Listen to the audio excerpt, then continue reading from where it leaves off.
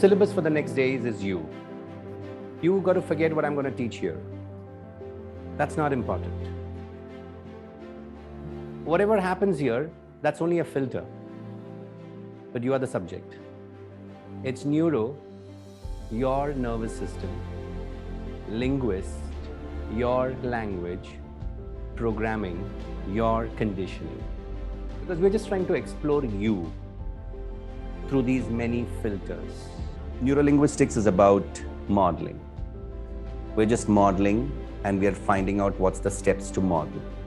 There is genius available in the world and we are modeling. And modeling is not just for what we want. Modeling is also for what we don't want. I'm feeling depressed, so I don't want depression and I want a joyful state. So how do we model joyful state? Modeling is for behavior, modeling is for state, modeling is for skills, modeling is just about for anything at all that you want. Can be from self, can be from others, can be from imagination, can be from anywhere. Yeah. Richard Bandler says NLP is an attitude and a methodology which leaves the trails of technique. So we're not looking at the technique, it's a method, it's a behavior and an attitude. So when we look at genius, we look at these behaviors and attitude. As a modeler, as a consultant, when we look at the genius, we say, oh, okay, there's a structure. What is left behind is the technology. If you hold on to the technology, you're holding on to only what is left behind. The 350, 400 pages of the practitioners is what is left behind of the genius. It's not the behavior, it's not the attitude. Because Judy says the wisdom is in you.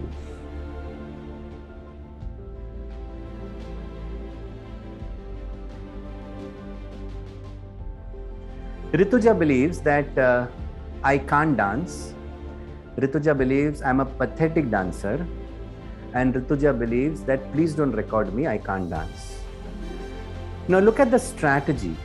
Before getting up, she anchored herself to this position. How did she anchor? She used a visual anchor to see the times that she didn't. So she tapped into the past experience. She used verbal affirmation to say that I can't dance, I'm a pathetic dancer, something like this. And she's coming with this hardcore belief. This is a belief on skill. This is a belief on the environment. This is a belief on the body flexibility. This is a belief on mental agility. This is a belief on physical flexibility. We will use imagination to know how that is underneath. The fingers, the elbows, the shoulders, the eyes, the lips, model everything. Yeah. Yeah. Notice how her waist is. Notice how her elbow is, her shoulders, her neckline, her jaws. And as she moves, you move. If at all she moves to adjust. You're free. You're the model, right? We are not becoming her. We are becoming the best of you. Have you ever done this much before? So this is the best of you. We are not becoming anybody. That's mimicry. So you begin with mimicry and we don't want to compare. Right? And you are not her. She's got probably 30 years of experience into life. You have what? 2.5 minutes with her. Okay? Now mirror her. Let her do something very short. Whatever you feel like doing, you do, and you mirror her. Keep that movement alive. Keep that movement alive.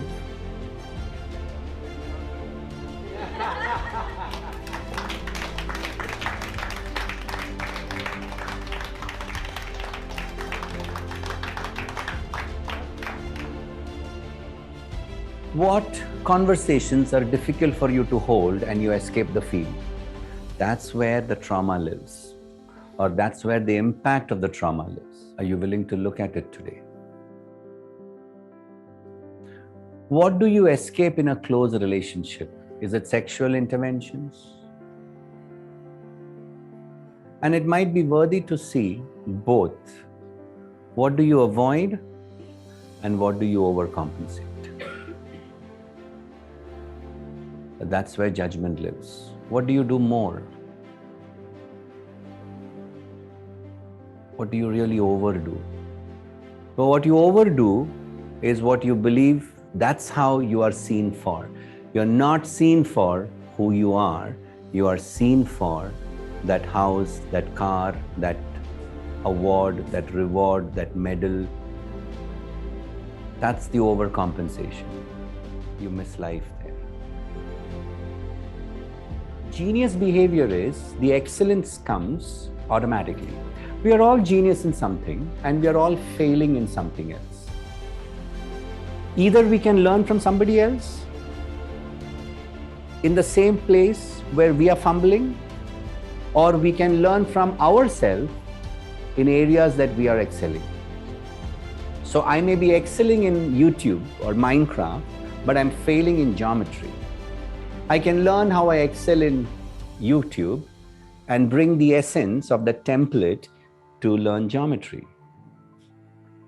Because the essence is the same. I set the intent, I follow the first step. What is that I do there to excel, and what is that I'm doing here to fail?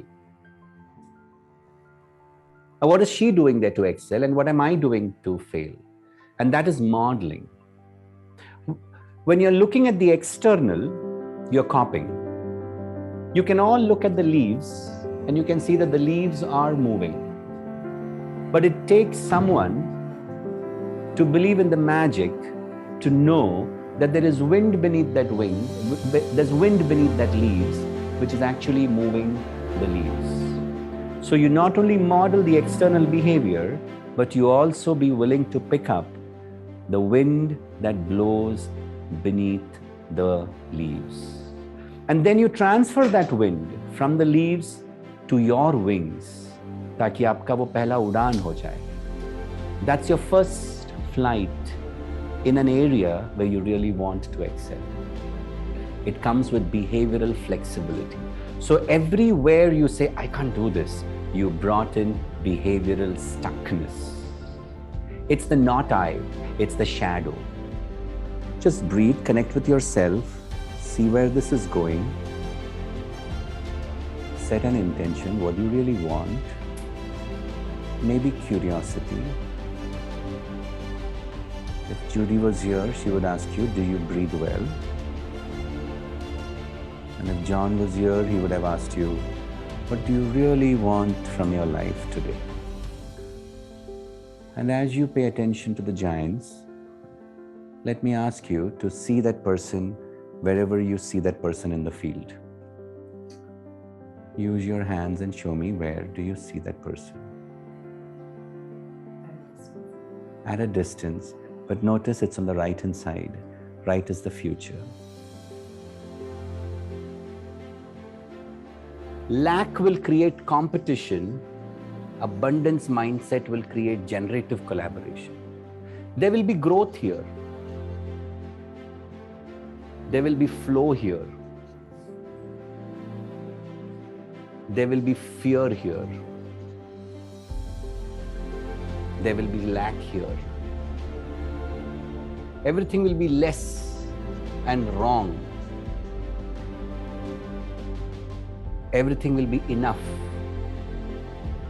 and more. But the behavior is same.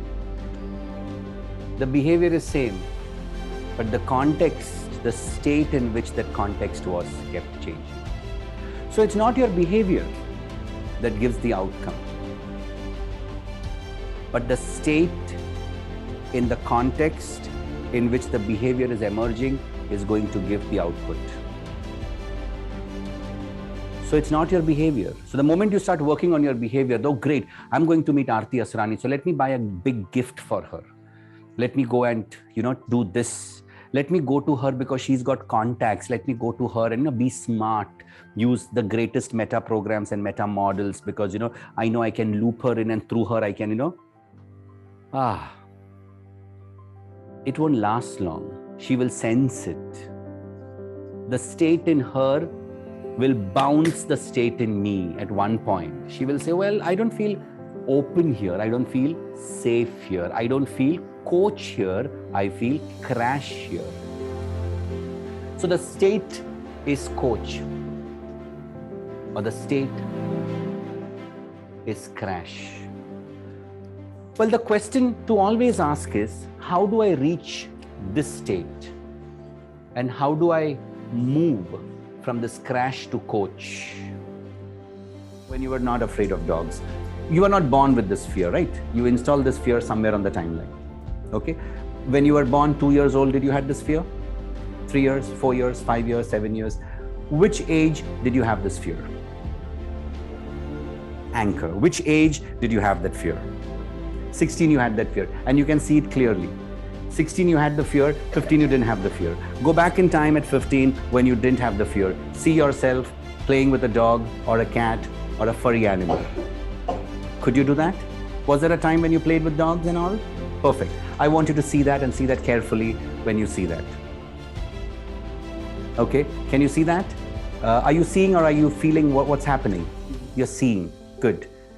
This is synesthesia, right? This is classic synesthesia. He's seeing through feeling and auditory. This is synesthesia. He's saying, I'm seeing. I'm seeing. But yes, he is seeing, but the input channel is auditory, self-talk, and feeling. Are you feeling more or seeing more? Seeing more. Are you hearing more or seeing more? Hearing more. So he's accessing the synesthesia through auditory. Okay, good. Keep seeing this. How do you feel when you see this?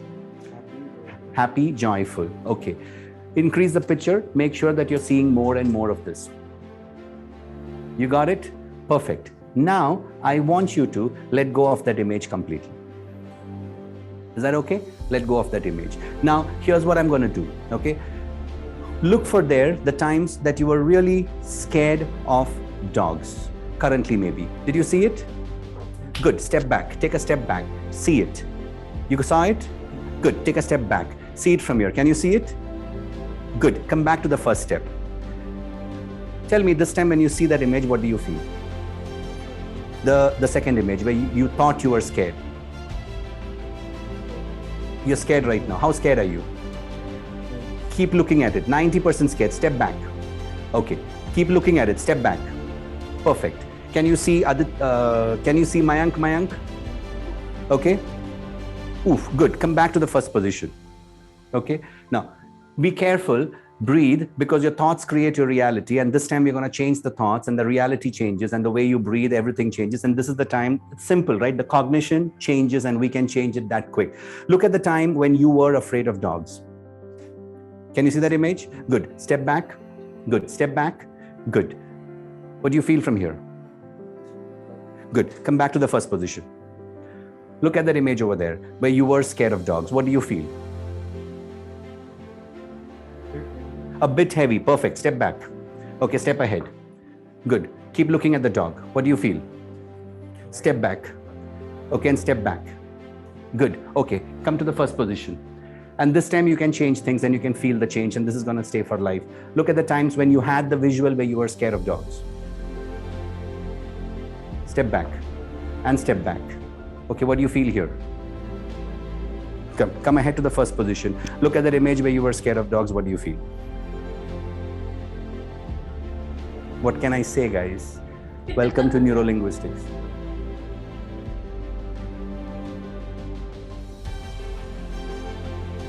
Is shame and guilt lodged most of the times in your body? So the things that you stop doing are dance, maybe swimming without clothes or with bare minimum clothes. The places where you cannot show your body in light. When was the last time you really made out with someone in a room full of light and mirrors?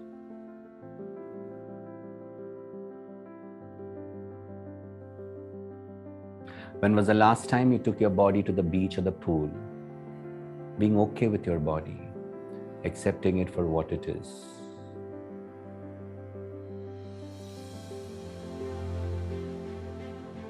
When was the last time you touched your body and enjoyed the pleasures of the body with immense gratitude? When was the last time you were willing to offer your body to your partner with intimacy and prayer? When was the last time you were willing to explore your body in acts of intimacy and sexual exchange without shame and guilt?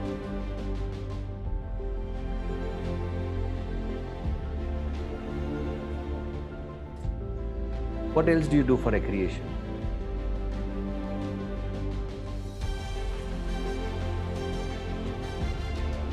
If you could, what would that be?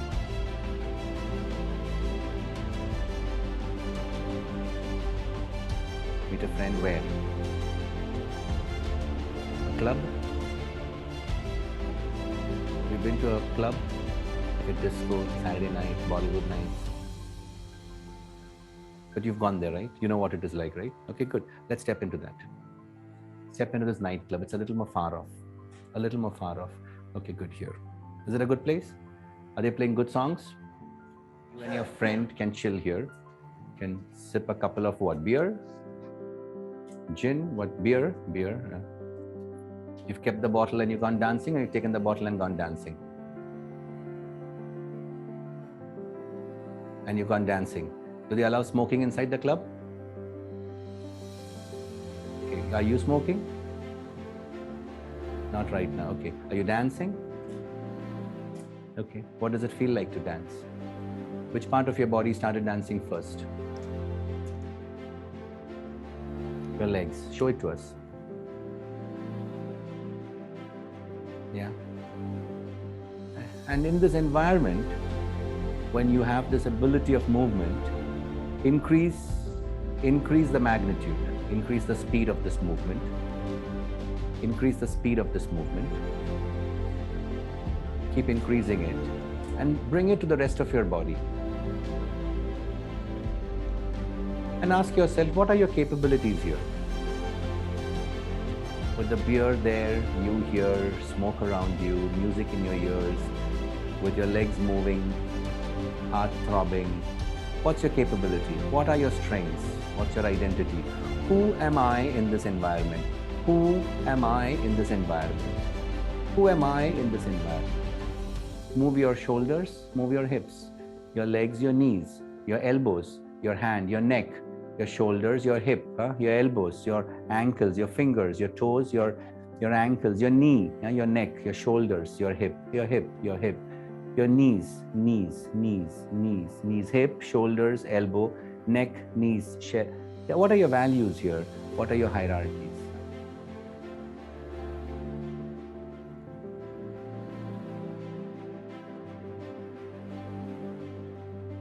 We've given shape and structure to our fantasy.